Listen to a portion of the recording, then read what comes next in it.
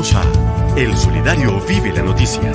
Aquí está el nuevo Solidario con todo lo necesario para entender la información y todos los argumentos en voces de los expertos para reforzar tu opinión. Bueno, y escuchábamos a Paulita de esta época. Aquí escuchamos una parodia para introducir nuestra sección de Vive la Noticia. No va a corchar. ¿Cuál es el autor original de esta canción? Sí, la corché.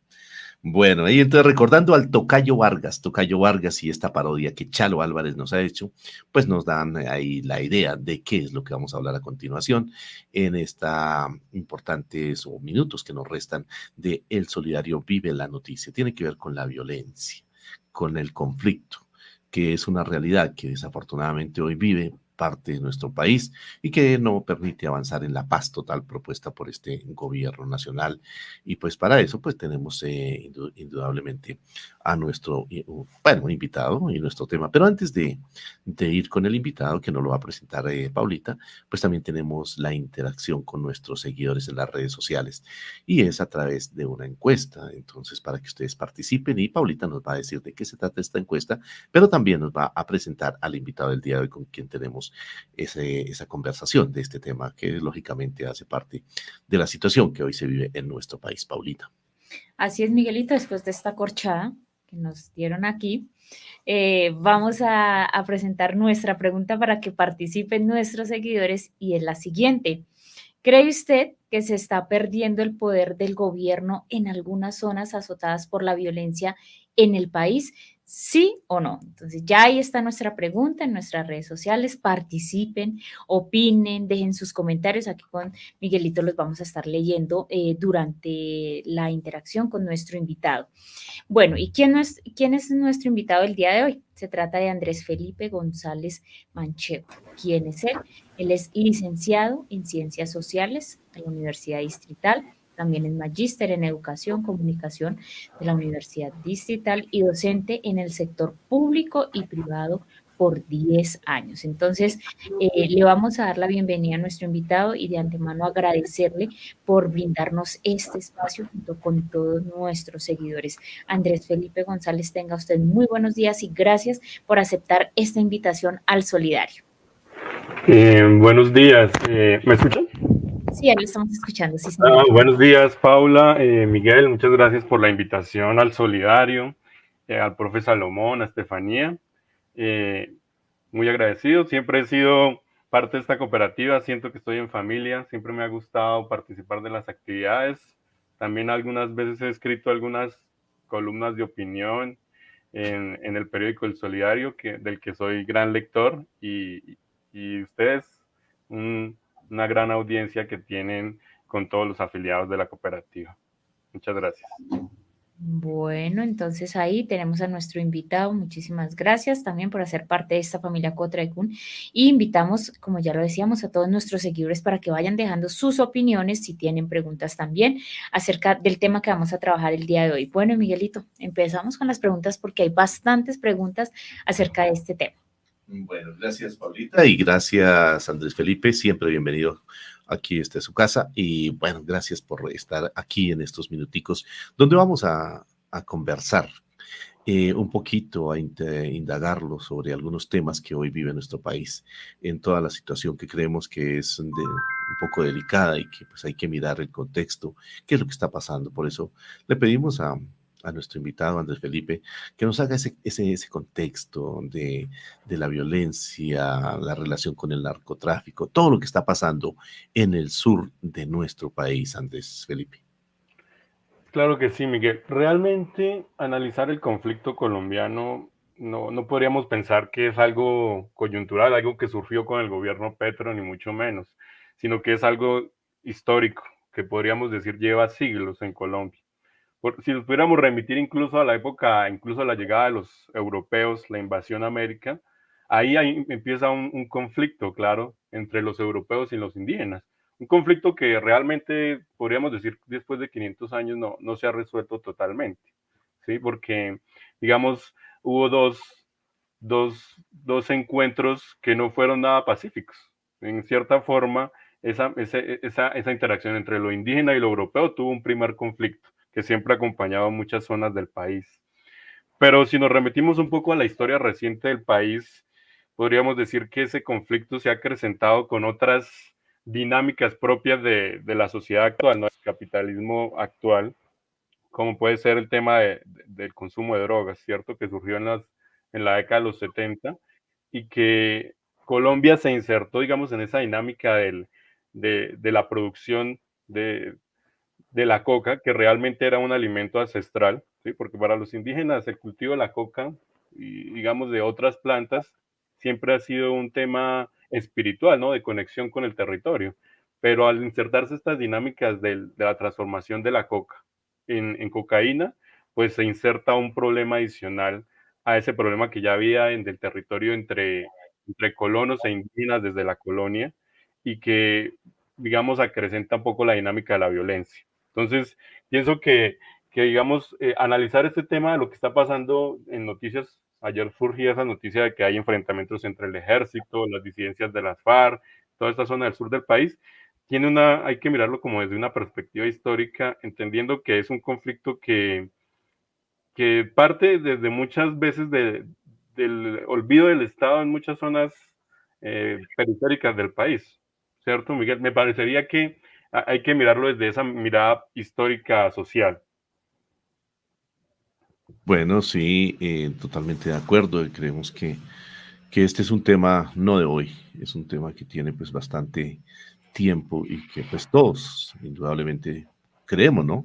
Todo, por lo menos todas las personas de bien consideramos que hay que avanzar en la paz y que toda esta situación hay que buscarle alguna salida. Y como lo dijo el presidente Petro el pasado 27 de septiembre allí en la Plaza de Bolívar, realmente el objetivo de construir la paz total en nuestro país debe ser un acuerdo nacional.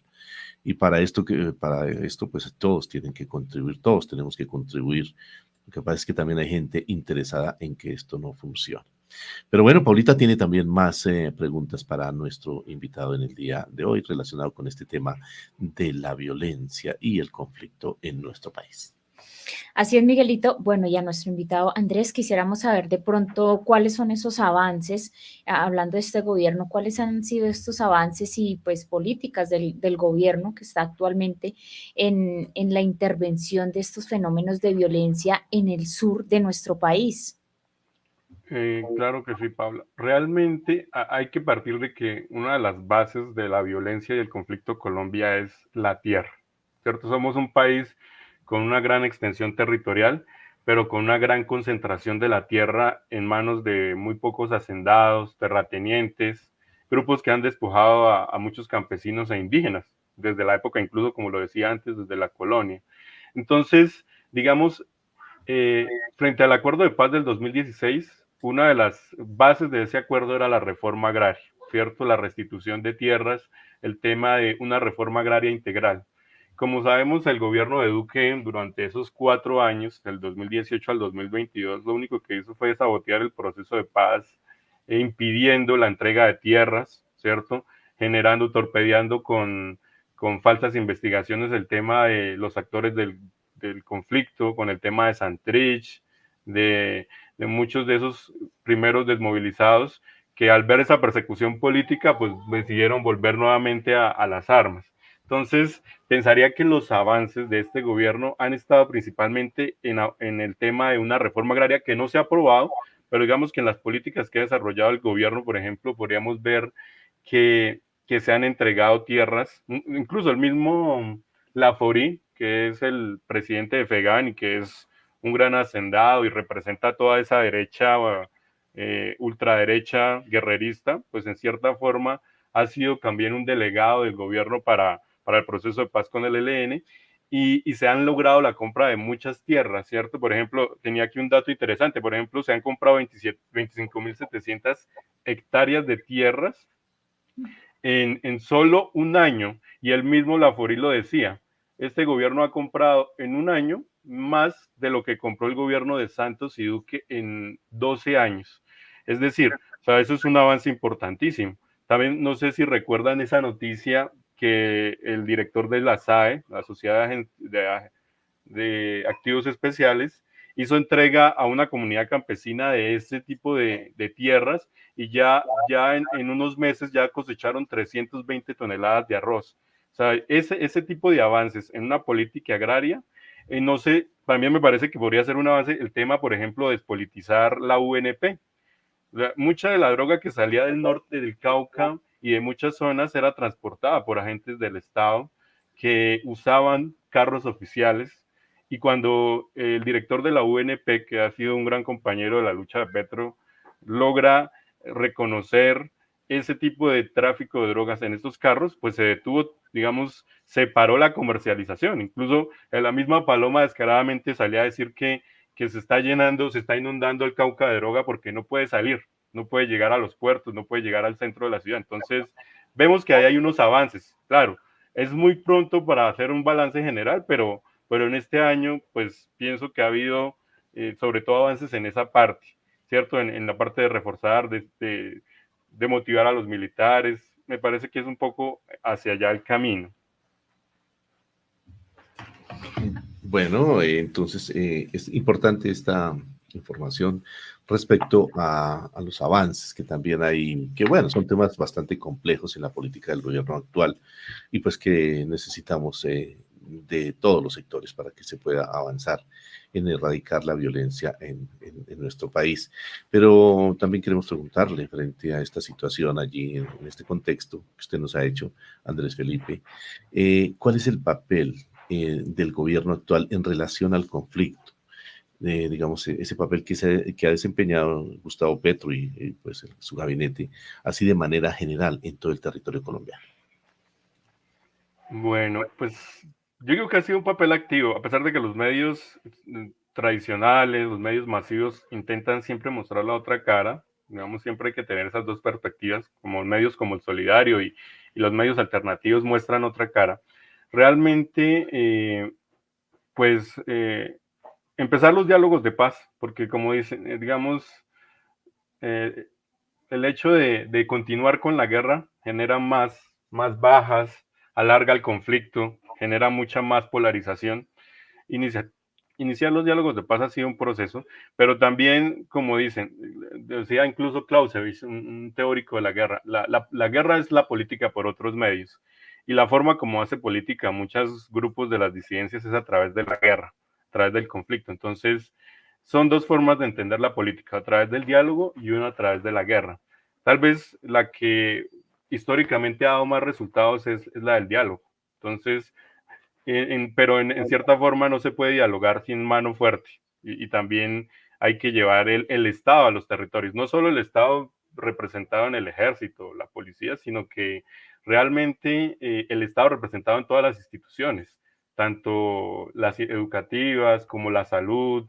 Eso realmente, mostrar esa presencia del Estado puede ser realmente una acción mucho más clara y, por ejemplo, el tema de la restitución de los cultivos ilícitos, porque pues al final los campesinos, si no se les da otra alternativa frente a su economía, pues lo más posible es que vuelvan a cultivar los cultivos ilícitos y se siga en esta dinámica eterna de la violencia, del conflicto armado. Entonces creo que un avance por esa medida podría ser muy efectivo y está siendo efectivo porque como vemos sí ha disminuido la comercialización a tal punto de que lo que venimos viendo es que el tema es que se ha desplazado a otros territorios como el Ecuador, ¿no? Que realmente estaba viviendo una colombianización de nuestro conflicto nuevamente, como le pasó a México hace 10 años, que mucha de esa guerra del narcotráfico se lleva a otros territorios donde hay mucha mayor fuerza, mucha mayor letalidad de lo que como en nuestra época en los 90, en los 80. Sí, bueno, y son situaciones pues que digamos han vivido otros países. Toda esta situación pues creo que sirve de experiencia para que nuestro país pues se avance con base en todas estas experiencias, pero usted ha dicho algo muy importante: la inversión social es fundamental. Si la inversión social no se da, pues realmente la violencia es difícil de erradicar. y entender también en medio de las dificultades económicas que, pues, que este país ha tenido y como lo entregaron los anteriores gobiernos, pues no es fácil de todas maneras resolver el tema económico, pero creo que la situación va mejorando, las cifras así lo dicen, no tal vez lo que se quiere, pero creemos que es importante seguir avanzando en este proceso de paz que hoy se está desarrollando. Pero ahora que usted nombró ahí lo de otros países, México, Ecuador, ¿cuál es esa injerencia internacional que se tiene en estas zonas del país? ¿Se puede estar hablando de conflictos transnacionales? Lo que está sucediendo en las zonas fronterizas de nuestro país. Sí, yo creería que sí, es que realmente desde sus inicios el tema de la droga es un tema transnacional, ¿cierto? Supera todas las naciones, las fronteras. Realmente la droga circula de forma libre y se ha convertido en una de las peores adicciones de todas las sociedades, ¿sí? Entonces, desde que inició el tráfico de drogas siempre ha sido un tema transnacional. De por sí que el problema no se soluciona solo en Colombia, y ya lo ha señalado Petro en muchas intervenciones a nivel internacional, incluso en la última que hizo en la ONU la semana pasada. Si queremos solucionar el tema del conflicto, no solo en Colombia, sino en Ecuador, en México, en Estados Unidos, que es el país con mayor consumo del mundo, es cambiar la política de drogas, ¿sí? Desde el Plan Colombia en el año 98, que inició Andrés Pastrana, es una política fallida, porque se centró fue en la persecución a los cultivadores, ¿sí? En los campesinos, en el glifosato como una solución que creían ellos efectiva, pero que realmente mostró ser ineficiente, porque pues usted, ¿cierto? Usted fumiga una zona, pero al final el campesino va, tiene que deforestar otra zona para cultivar la coca. Entonces, en ese tema ya tenemos un tema ambiental. Sí, el tema que mueren las abejas, especies, y se contamina la misma salud de los campesinos. Entonces, siempre ha sido un tema transnacional el tema y se debe solucionar de forma transnacional, con un cambio en la política internacional. Por ejemplo, pensando en un tema de crear mucha más educación frente al consumo, de sacar algunas, digamos, por ejemplo, la lucha contra la marihuana puede ser quitar un poco más de espacio y funcionalidad para atacar otras drogas que son realmente mucho más adictivas, mucho más perjudiciales para la salud de la gente. ¿Sí? Entonces, centrarse en unas puede ser también esa parte de esa solución a esa guerra transnacional, ¿cierto?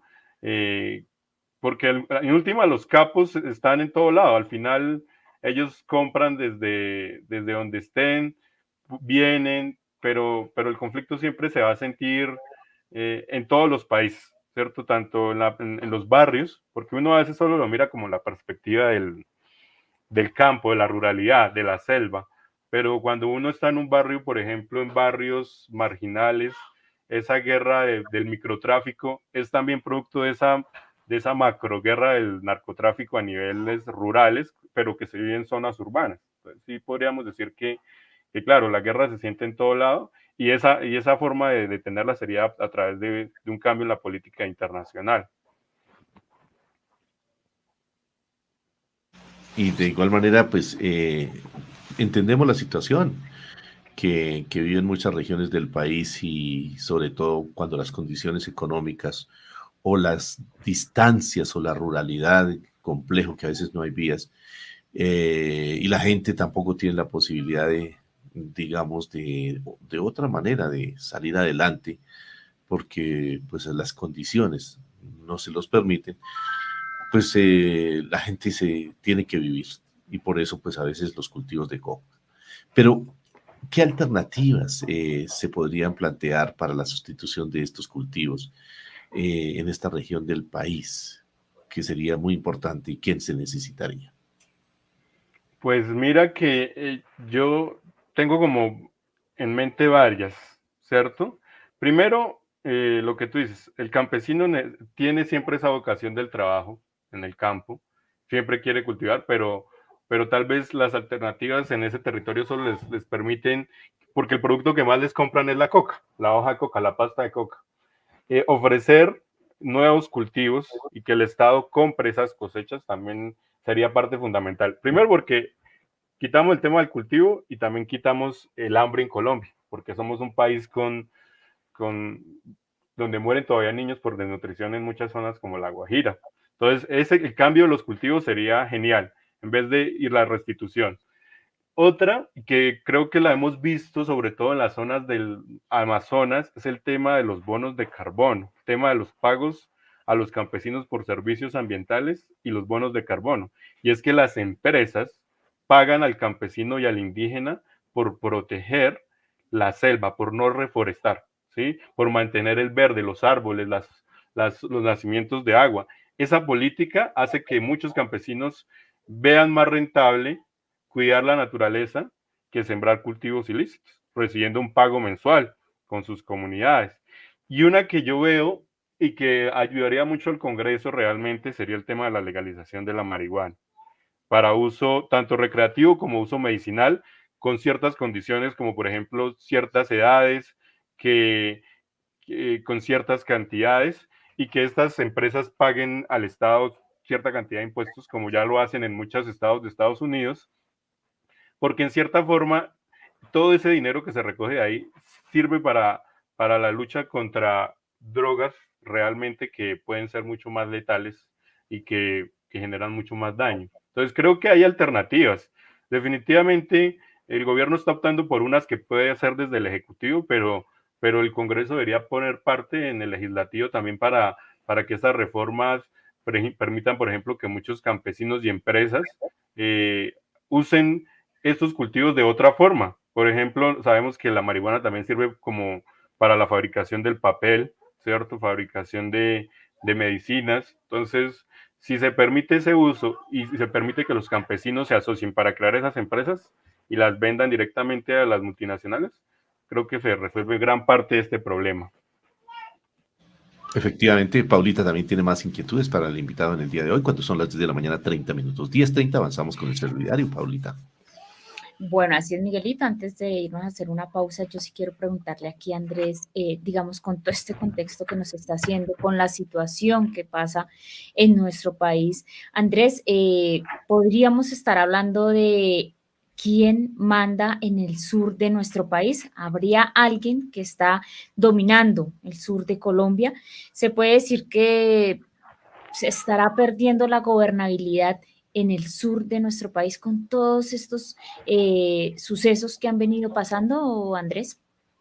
No, excelente pregunta, Paula. Realmente yo soy, digamos, del grupo de las personas que piensa que no. O sea, lo que decía, históricamente, la zona del Cauca, mi padre nació en Popayán, mi abuelo fue alcalde de Caloto. Yo voy en vacaciones a Santander de Quilichao, a Guachené, a toda esta parte del norte del Cauca. Visito con regularidad esta zona y claramente uno ve que es una sociedad muy compleja porque está la parte afro, está la parte indígena, está la parte mestiza, todos conviviendo en una zona y no, digamos, no se puede hablar de pérdida de gobernabilidad, se está recuperando porque el Estado ha tenido muy abandonados sus territorios que por su geografía compleja, digamos, son muy montañosos, hay zonas de difícil acceso, hay comunidades indígenas que prefieren mantener su territorio y están en cierta continua confrontación con otros grupos, pues hace que se piense que se tenga ese control del territorio. Realmente se está recuperando porque al final, o sea, históricamente en el Cauca nacieron muchos grupos guerrilleros, el M-19 también, las FARC, el ELN, siempre han tenido como su base social ahí, pero ha sido por la ausencia del Estado. Creo que en un año el Estado ha recuperado la confianza con los indígenas, el gobierno, que es muy importante para tener gobernabilidad en esos sectores, porque si se ve al indígena como el guerrillero, al indígena como el cultivador de coca y al campesino, pues no se crea esa comunicación, esa confianza que debe haber entre el gobierno y el pueblo. Entonces, parte de esa gobernabilidad empieza por recuperar esa confianza con todos los grupos que viven ahí, ¿cierto? Que la recuperación del cumplimiento de las políticas de paz, de los acuerdos de paz, genera esa confianza, esa gobernabilidad, porque cuando se pierde la confianza en el Estado, pues esa desconfianza es lo que crea la poca gobernabilidad que se podría tener en esos territorios. Entonces, creo que hay una apuesta grande. por recuperar esa gobernabilidad y se está haciendo. En un año es difícil recuperar 70 años o casi 500 años de olvido del Estado en esas zonas, pero se ha progresado. Bueno, entonces balance positivo en esta, de pronto en esta visión que tenemos nosotros de que se ha ido perdiendo y bueno, ya lo decía aquí el profe Andrés, esto es de tiempo, esto tampoco va a ser de la noche a la mañana. Bueno, a las 10:32 de la mañana yo le voy a pedir aquí el favor a nuestro invitado Andrés que nos espere un minutico, nosotros tenemos que hacer una pausa comercial, pero ya regresamos también a nuestros seguidores que no se despeguen, un tema muy importante el que estamos contextualizando el día de hoy y además opinen ahí, que nos dejen sus comentarios acerca de este tema que estamos tratando, como lo es pues la violencia y ese conflicto, pues esta realidad, cruda realidad que estamos viviendo al sur de nuestro país. Entonces vamos a hacer una pequeña pausa a nuestro invitado, a nuestros seguidores, ahí que nos den una esperita, pero ya regresamos con más información. Y bueno, aquí seguimos con el profe Andrés, quien nos está hablando. Estamos aquí pues con muchos interrogantes, muchas preguntas acerca de la violencia que se vive en el sur de Colombia, de nuestro país. Bueno, profe Andrés, retomando el tema que veníamos aquí hablando y contextualizando, nosotros sí quisiéramos saber, profe Andrés, qué opinan en este caso, los organismos internacionales de esta guerra interna, pues que se suscita, llamémoslo en este momento, en los departamentos, o que es cruda, mejor dicho, en los departamentos del Nariño, de Cauca, de Putumayo, y pues entre otros territorios. ¿Cuál es la opinión de los organismos internacionales, profe Andrés? Pues mira, normalmente los organismos internacionales siempre actúan cuando hay una violación del derecho internacional humanitario.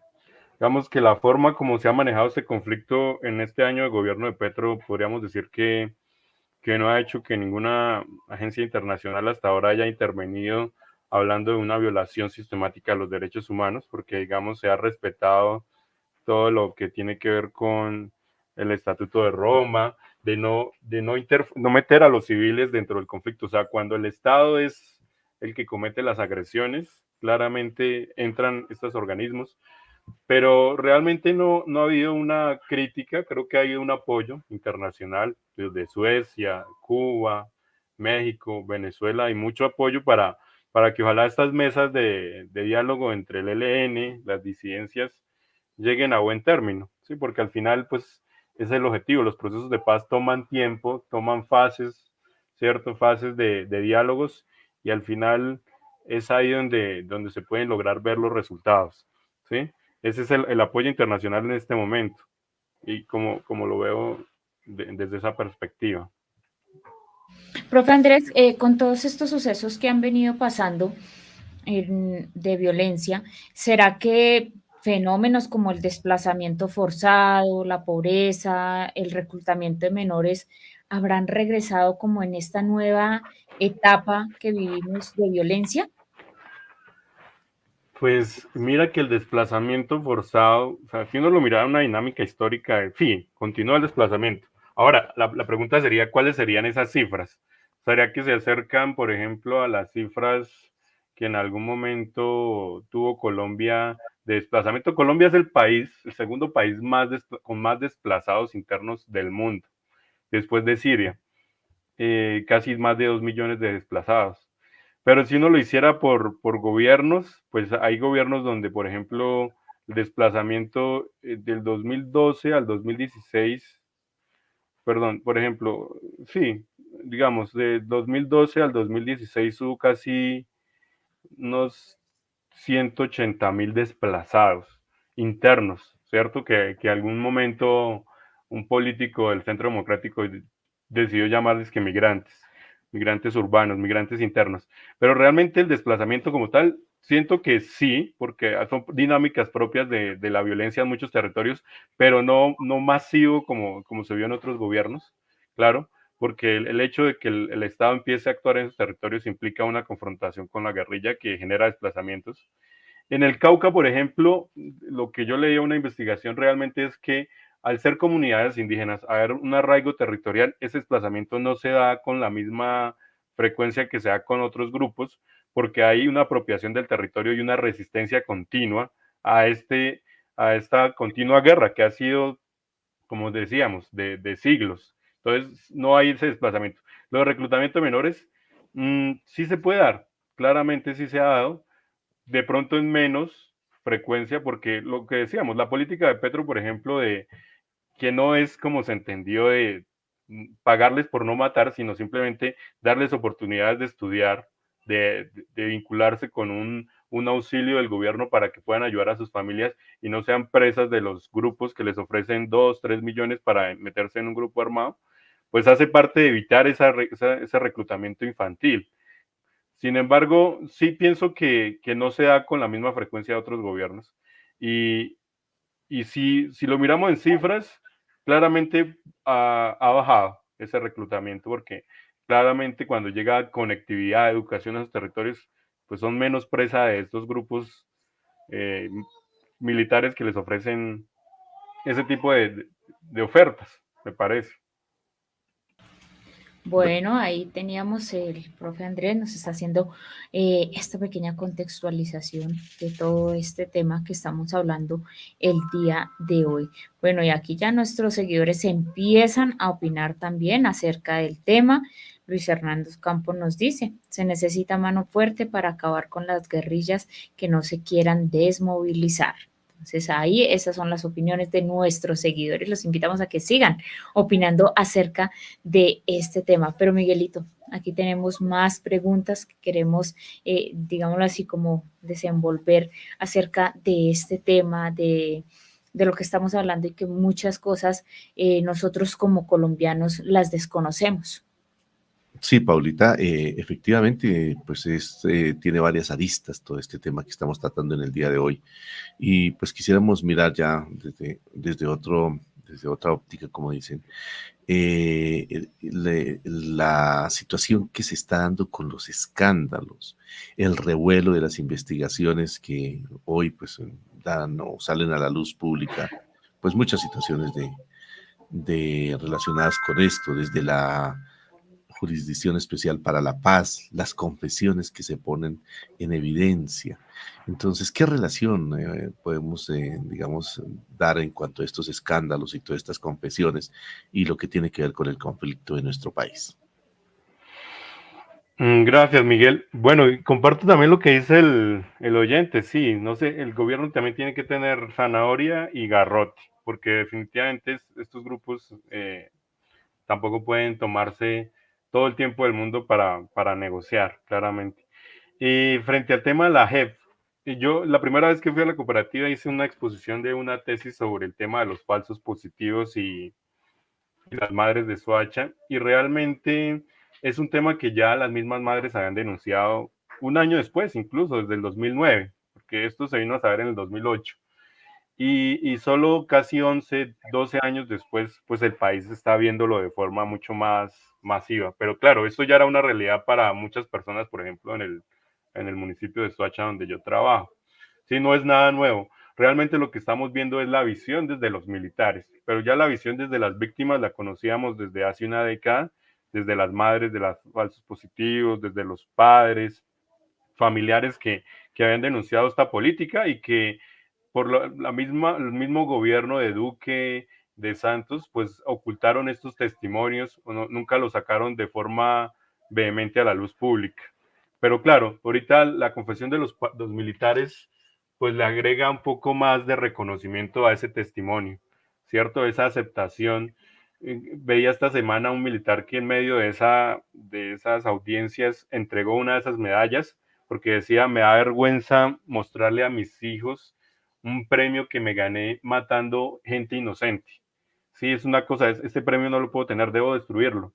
Y así, o sea, es insólito, es vergonzoso que muchos militares, prácticamente lo decía varios soldados, por un arroz chino mataron a una persona para que les dieran un permiso de un día de vacaciones, por un aumento de un salario, política que fue auspiciada por, como lo decía el profe Godoy, por una política del presidente, de unos reconocimientos.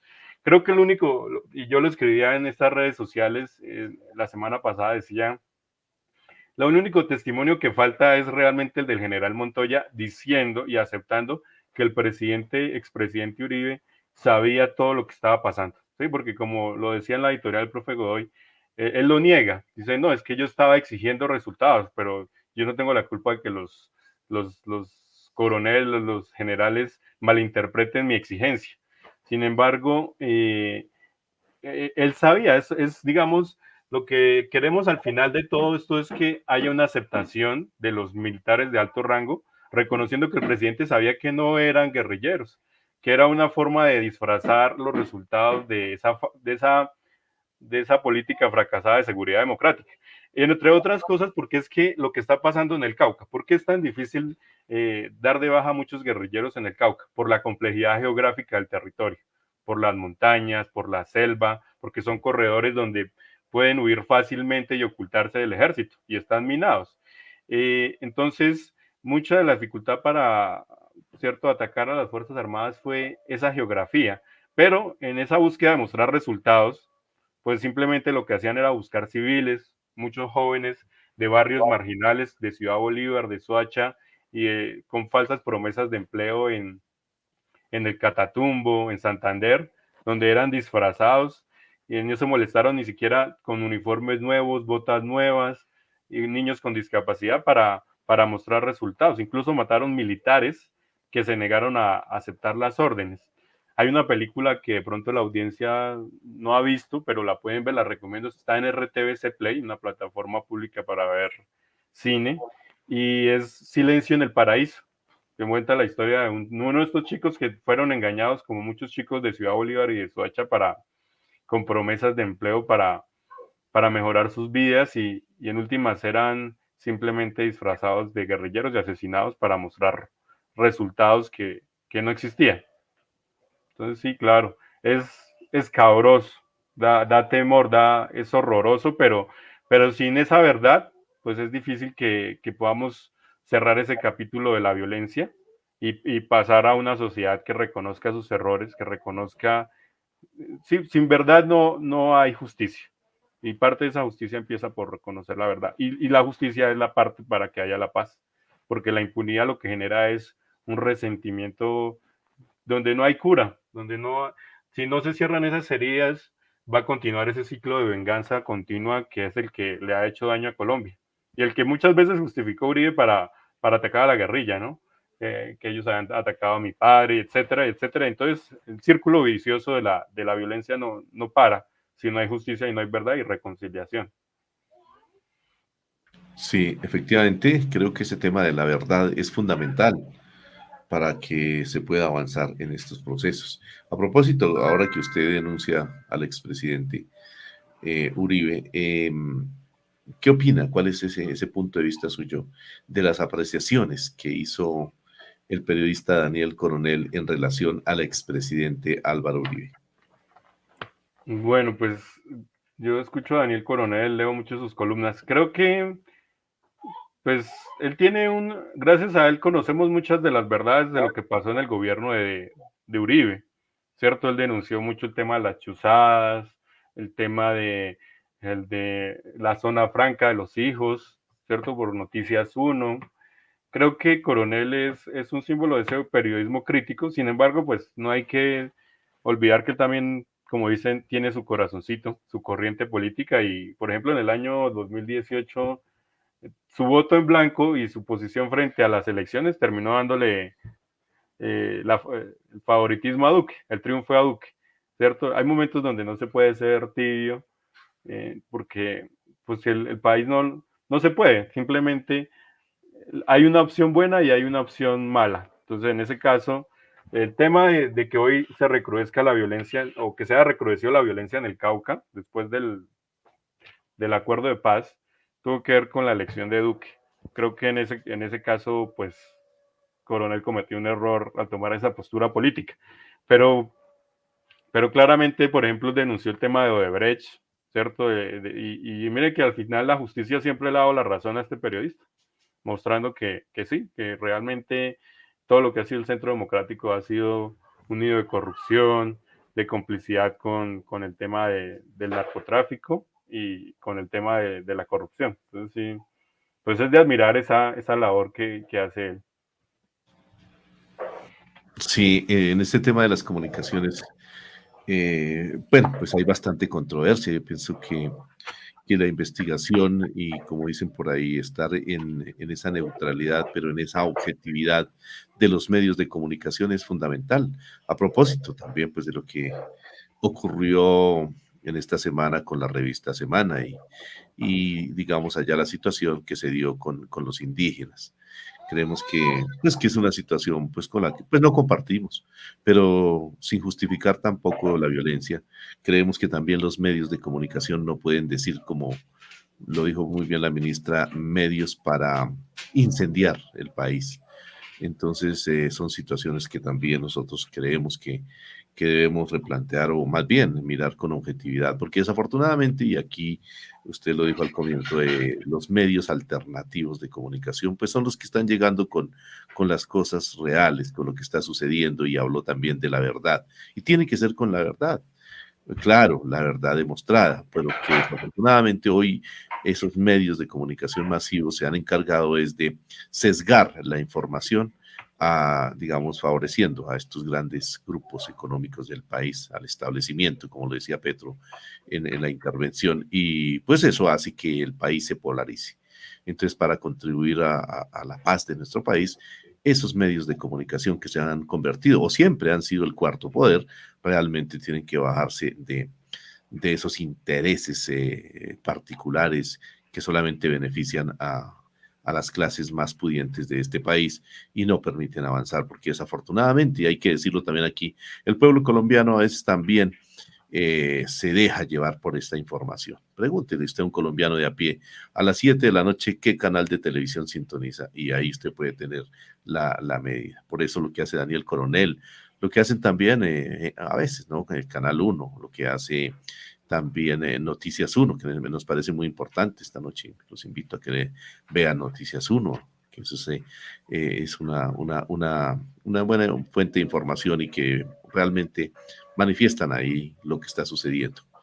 Eso creo que es fundamental también que entre aquí en el juego. Realmente la verdad, la objetividad de los medios de comunicación tienen que ayudar también para que este proceso avance. Lógicamente que va a tener sus detractores, lógicamente que no se debe tampoco coartar la libertad de expresión, pero sí se debe ser objetivo en la información. Y eso que es lo que pretendemos también aquí en este medio de comunicación, El Solidario, este medio que tenemos también alternativo.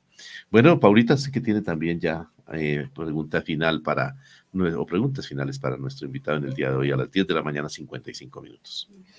Bueno, antes de ir finalizando con nuestras preguntas, con este tema, Henry Ardila nos dice, no es por actuar como defensor del gobierno actual, pero se está intentando hacer las cosas bien, se nota.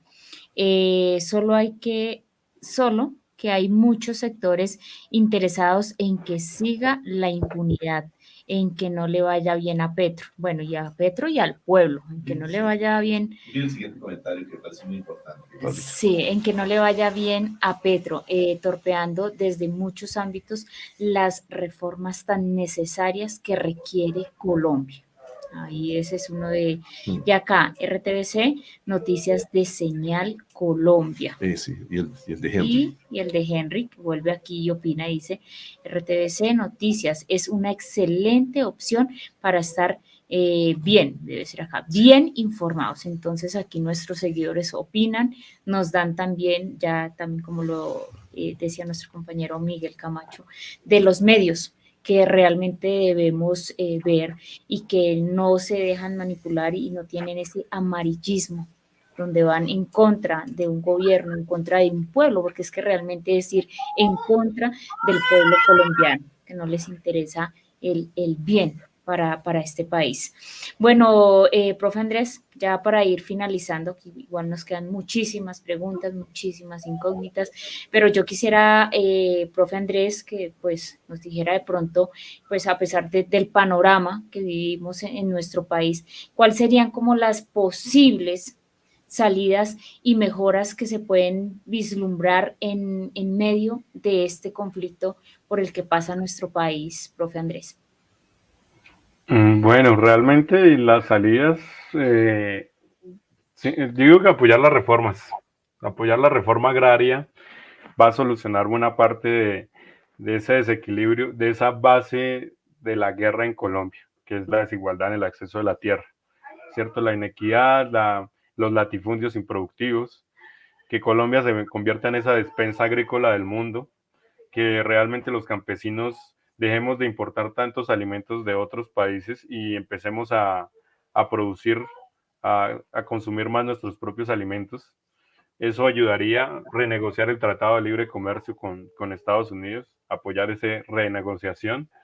Esa puede ser una. También el tema de la reforma educativa, porque sin reforma, sin instituciones escolares, sin universidad pública, gratuita y de calidad, es difícil que los estudiantes en muchos de esos territorios donde la única alternativa es la guerra, pues puedan cambiar, porque al final lo que cambia el conflicto son las nuevas generaciones, que ellos tengan otras formas de vida diferentes a las que tuvieron sus padres o sus abuelos.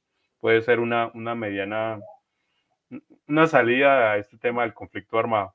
Claramente, si no se dan los diálogos de paz, si no se logra concretar, pues el gobierno tiene que empezar a ocupar esos territorios con todas las instituciones. Creo que usar la tecnología de una forma mucho más clara, no como lo usaba el gobierno anteriores para chuzar a periodistas, sino para realmente identificar, detectar y capturar a los delincuentes sin ser cómplices de ellos. Entonces, esa forma de actuar con justicia y puede ser una de las de las mejores salidas a este conflicto que lleva más de 70 años y que ahorita estamos en una fase diferente, pero que sigue siendo igual conflicto armado en muchos territorios. Y si hubiéramos el tema de las drogas, de la restitución y el tema, por ejemplo, de tener una cultura diferente frente al consumo de, por ejemplo, la marihuana, pues también podría ser una respuesta a muchos de esos conflictos dentro de la ciudad y en el campo. Porque qué mejor que se pueda vender de forma legal este tipo digamos, de elementos y que sea el Estado el que regule de forma mucho más clara este consumo y no sean las mafias las que controlen esto. Pues claramente, pues ahí hay salidas. Y desde la educación, pues seguir formando ciudadanos críticos, ¿no? Porque ellos son los que en últimas toman las decisiones a la hora de elegir también líderes que demuestren cierta ética y cierta congruencia con sus ideales y no simplemente sean cómplices del delito. Eso sería. Muchas gracias, Miguel, Paula, por el espacio. A usted, de verdad, muchísimas gracias por estar en este espacio. De verdad que ha sido interesante, Andrés Felipe, que nos haya compartido esa información. Y aquí en un minutico, 30 segunditos, diría, Andrés, nos regale ese saludo a los maestros, a las maestras, a todos los seguidores que a esta hora están ahí pendientes de este programa del Solidario desde su experiencia. Entonces, ese mensajito final para todos nuestros seguidores, Andrés. No, un abrazo y un saludo especial a todos los seguidores del Solidario. Seguir apoyando nuestra cooperativa, creo que es la única forma de crear realmente una economía solidaria frente a un sistema financiero que cada vez busca aplastar más a los clientes, porque pues para ellos somos clientes, pero acá somos asociados y realmente a seguir, digamos, apoyando estos espacios culturales, académicos, que son muy importantes. Felipe, que nos acompañó en el día de hoy por sus apreciaciones, sus puntos de vista y todos estos elementos que son importantes para que estemos bien informados. Pero además de bien informados, también actuemos en consonancia, en coherencia. Gracias a todos nuestros seguidores también ahí por estar pendientes, por sus comentarios. Quisiéramos leerlos todos, pero bueno, a veces es complicado. Quiero hacer este comentario que hace Héctor Ramiro Reyes. Dice, difícil, pero va bien el gobierno. Estamos de acuerdo.